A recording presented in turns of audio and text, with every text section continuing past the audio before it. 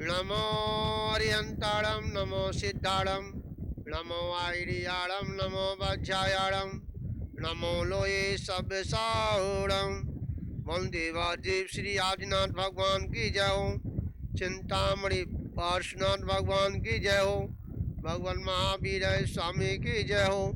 आचार्य श्री आदि सागर महावीर कीर्ति विमल सागर आचार्य गुरु भाई सन्मति सागर जी गुरु महाराज की जय हो।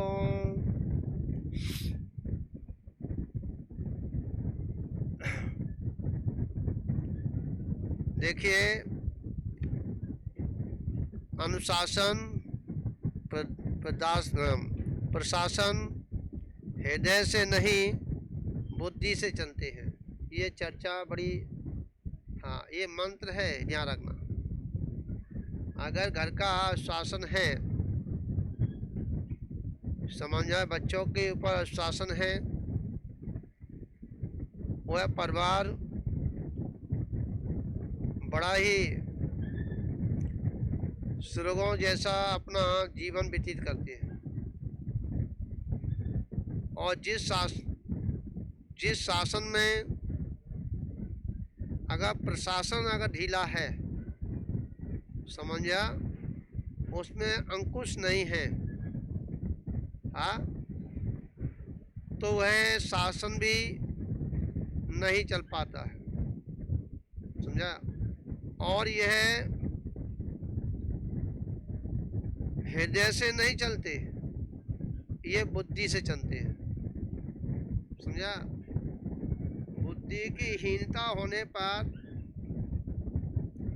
बुद्धि की कमी होने पर न तो अनुशासन हो पाता है और न प्रशासन ही ढंग से चल पाता है। समझ में आ रही है आपकी, नहीं आ रही?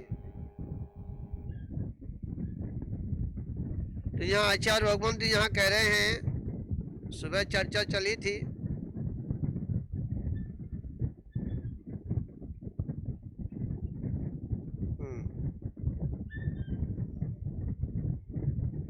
यहाँ प्रश्न किया है, पर तुम्हें मेरी आज्ञा का पता ही कहाँ था।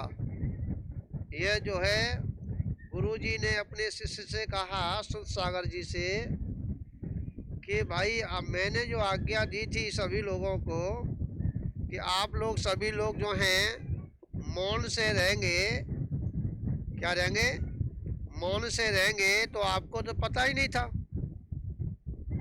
तो आप तो प्रायश्चित के योग्य है ही नहीं। आपको प्रायश्चित तब दिया जाए जब आपने उस आदेश को सुना हो। समझ में आया? परंतु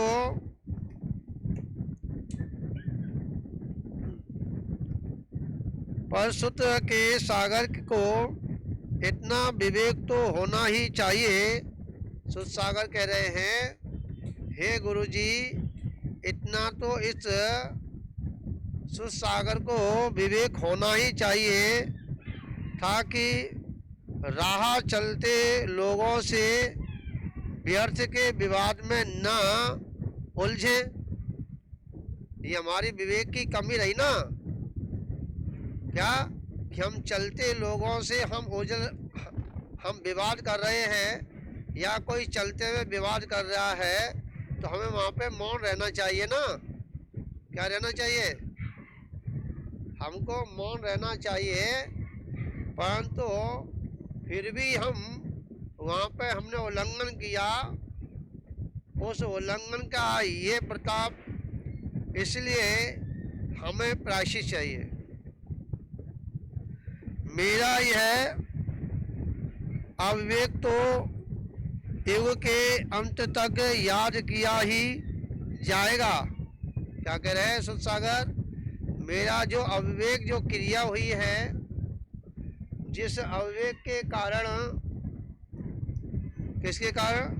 अविवेक के कारण इतनी बड़ी आपदा आई है पूरे संघ के ऊपर। समझ आया? यह युग के अंत तक लोग इसे याद करेंगे। समझा? इसलिए कहा है कि अगर हमको संसार में विचरण करना है तो प्रति समय हमें विवेक का जागृत होना चाहिए। जिस जीव के पास विवेक नहीं है तो वह हर जगह, समझ में आया, वहाँ बैठ ना सकते, तो छोटी हो जाएंगी क्या? हा? छोटी हो जाएंगी क्या? आया यहाँ, आजा।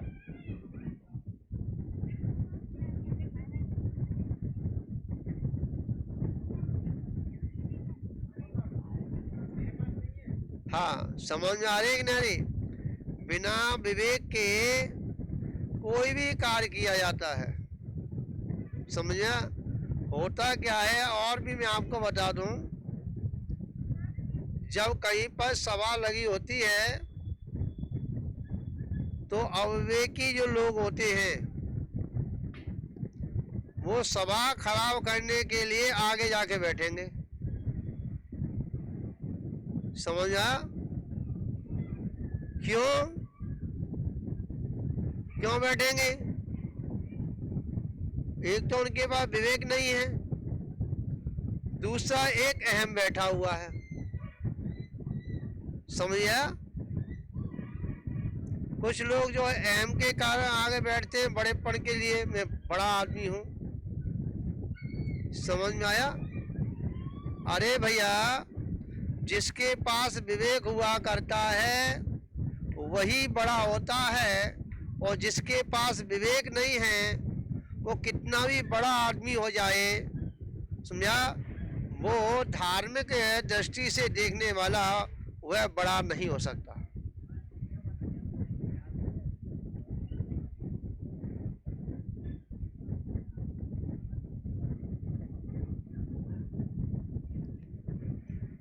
पर मुझे ये सहा नहीं है कि इतिहास यह भी कहे कि प्रियतम शिष्य के व्यवहार ने आचार्य अकंपाचार्य को भी अकंपन न रहने दिया था। क्या कहा? क्या कहा? समझ में आ रही है आपके? नहीं आ रही? सुसागर जी कह रहे हैं, मानते हैं कि सुसागर जी का एंड तक ये इतिहास बना रहेगा, परंतु ये भी एक इतिहास मेरे साथ में जुड़ जाएगा कि अविवेक के कारण, सुसागर के अविवेक के कारण उन्होंने अपने गुरु के ऊपर इतनी बड़ी विपदा आकर के खड़ी कर दी, क्या, कि जिसका जो है वो गुरु को भी रहना मुश्किल हो गया। समझ में आगे नहीं आया? तो योग्य शिष्य के लिए भी ऐसा, समझा, नहीं होना चाहिए। मुझसे जो कुछ भी हुआ सो हुआ, पर मैं अपने गुरु की गुरुता को खंडित नहीं होने दूंगा। क्या कहा? मेरे प्राण चल जाए कोई बात नहीं, समझ में आया, परंतु मैं अपने गुरु के जो गुणता है उसमें कोई किसी प्रकार का दोष नहीं लगने दूंगा, उसे खंडित नहीं होने दूंगा। आचार्य श्री को मेरे हट को पूरा करना ही होगा। आचार्य अकंपन और भी गंभीर हो गए। उनके गंभीर मौन को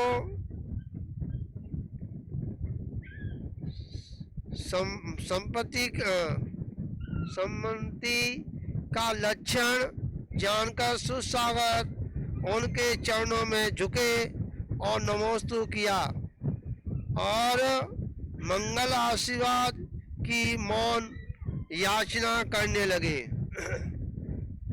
सूरसागर जी मौन पूर्वक उनके चरणों में जाकर के झुक के बैठ गए कि जब तक मुझे आशीर्वाद नहीं देंगे, जब तक मैं आपके चरणों से अपना शीश नहीं उठाऊंगा। समझा?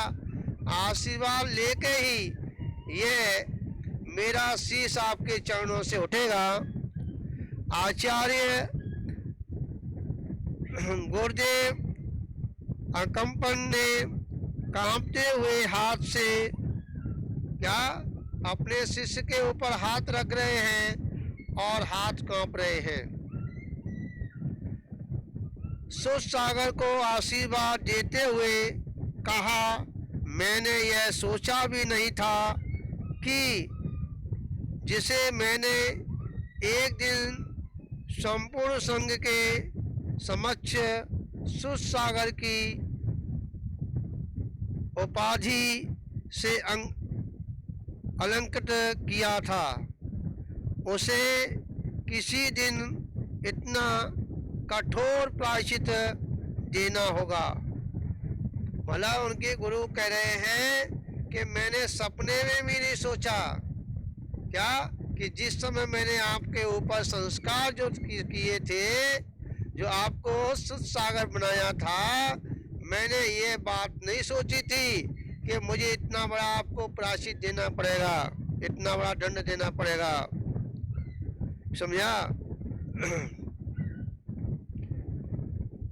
उसे किसी दिन प्रिय सूरसागर, तुम ज्ञान की परीक्षा में तो अनेक बार उत्तीर्ण हुए हो, आज तुम्हारे ध्यान की परीक्षा है। आपने ज्ञान के माध्यम से बहुत लोगों को आपने परास्त किया है। समझा? जैन धर्म की ध्वजा को आगे बढ़ाया है। पर आज की परीक्षा बहुत कड़ी है। क्या कड़ी है? कि आज की परीक्षा है कि आपके ध्यान की। देखते हैं कि आपका ध्यान कितना उच्च कोटि का है। जीवन का रहना ना रहना तो क्रमबद्ध के अनुसार ही होगा, पर मैं तुम्हारे आत्म ध्यान की स्थिरता की मंगल कामना करता हूँ। मतलब गुरु ने कहा अपने शिष्य के लिए, जब उनको आशीर्वाद दिया कि मैं आपके आयु की तो मैं कुछ नहीं कह सकता, समझ में आया, पर इतना जरूर है, मैं इतनी भगवान से प्रार्थना करूंगा कि आपका ध्यान इतना अतुल हो कि प्राण चले जाएं परंतु आपका ध्यान भंग ना हो। दूसरों को तो तुमने अनेक बार जीता है, आपने दूसरों को तो अनेक बार जीता है, जाओ अब एक बार अपने को भी जीतो। समझ आया? अरे भाई, ज्ञान के द्वारा तुमने बहुत लोगों को जीत लिया, परंतु आज जो है उस ध्यान के माध्यम से अपने को जीतना है। समझ में आ रही माता जी? मात्र अपने को जीतने के लिए अप्पा अप्पा में ही रमण करना चाहिए। क्या करना चाहिए? अप्पा अप्पा में ही रमण करना चाहिए। जो व्यक्ति अपने उस अप्पा अप्पा में रमण नहीं कर पा रहा तो समझना कि वह कुछ नहीं कर पा रहा। समझ में आया?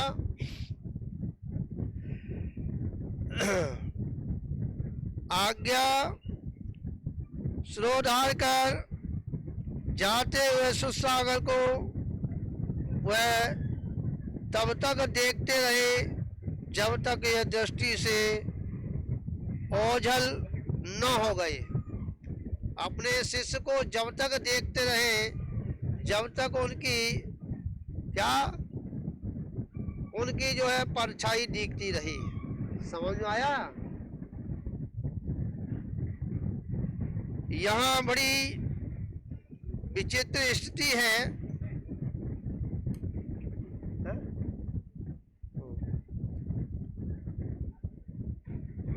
तो आज जो है अपन ने इतनी चर्चा यहाँ की, क्योंकि गर्मी भी है, थोड़े मच्छर भी बहुत हो रहे हैं, उनका भी ध्यान रखना पड़ेगा।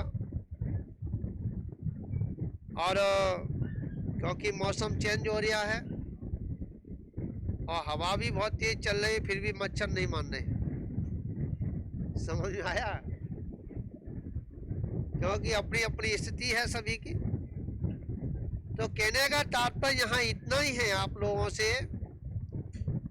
कि जितना, देखिए, सबसे पहले आपके जीवन में अगर कोई आपदा आ रही है, घर में आपका लड़ाई झगड़े हैं, वाद विवाद हो रहा है, या पति पत्नी का झगड़ा हो रहा है, या बाप बेटे का झगड़ा है, समझा, या बेटी का झगड़ा है, या रिश्तेदार नातेदारों का झगड़ा है, या अपने परिवार के साथ का झगड़ा है, तो सबसे बड़ा उपाय है कि हमें ध्यान में जाना चाहिए। क्या जाना चाहिए? ध्यान में जाना चाहिए। और ध्यान जो है नमोकार मंत्र का ध्यान सारे विघ्नों को दूर करने के लिए, इससे बड़ा कोई उपाय नहीं है। समझा? जब नमोकार मंत्र जपे, समझा, अपने ललाट पर नमो अरिहंताड़म, समझ आया, नमो सिद्धाड़म, नमो आयर्याड़म, नमो वज्रायाड़म, नमो लोए सब साउड़म, मन नाभि पर। समझ में आया? और जो है इसी प्रकार से अगर हम ध्यान करते हैं नमोकार मंत्र का, तो कितना भी आपके घर में, आपके परिवार में, आपके रिश्तेदारी में, आपके पड़ोसी में कितना भी आपके ऊपर उपसर्ग करने का उन्होंने ठान लिया हो, वो आपके ऊपर, आपके परिवार के ऊपर किसी प्रकार का उपसर्ग नहीं हो सकता। समझ में आया? सबसे बढ़िया ध्यान बताया। और कहा भी है, जिन्होंने अपने कर्मों से जीते हैं, समझा, उनका ध्यान ही एक हथियार है। हम अनेक प्रकार के जाप लगाने के लिए, परंतु हमने अगर सही प्रकार से, सही रीति से, विवेक पूर्वक अगर हमने क्या नमोकार मंत्र का जाप कर लिया, उसका ध्यान कर लिया, तो निश्चित है क्या कि हमारा हुआ रोग, हमारे यहाँ विपदाएं कभी भी हमारे जीवन में नहीं रह सकती। समझा? इसी मंगल भावना के साथ यहाँ विराम लेंगे और सुबह मिलेंगे अपन 8 बजे। जब तक के लिए सभी को बहुत बहुत आशीर्वाद।